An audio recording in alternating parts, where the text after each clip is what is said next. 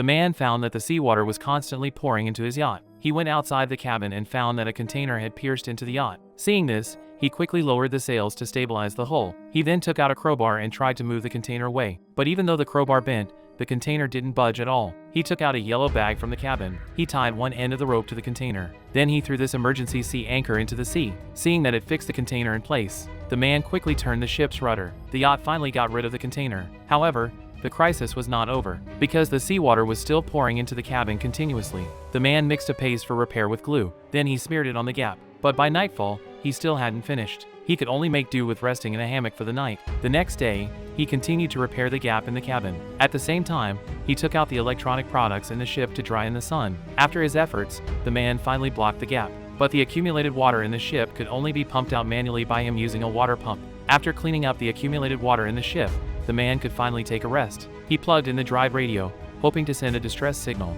but the radio seemed to have been affected by the water intrusion. It shut down before sending out the distress message. The man could only make something to eat first, but at this moment, it started to drizzle outside, and the sky in the distance indicated that a storm was approaching. The man quickly sorted out the supplies in the cabin. Just as he put on his raincoat, the storm arrived. The man fixed his body with a safety rope. Then he climbed onto the deck to put away the sails, but a huge wave knocked him into the sea. Fortunately, there was a safety rope around his waist, so he could climb back onto the ship. He quickly returned to the cabin, but the storm outside was getting stronger and stronger. The man kept rolling around in the cabin. Fatally, the gap he had repaired before also opened up again. He wanted to go forward to check, but he accidentally bumped into a pillar and passed out. When he woke up again, the cabin was already filled with water. The storm outside was still continuing. If he stayed on the ship, he might not be able to hold on for long. In desperation, he had to lower the lifeboat. When he woke up on the lifeboat, he found that his yacht had been destroyed by the storm. The cabin was also filled with water, and it was at risk of sinking at any moment. The man could only collect the usable supplies in the cabin.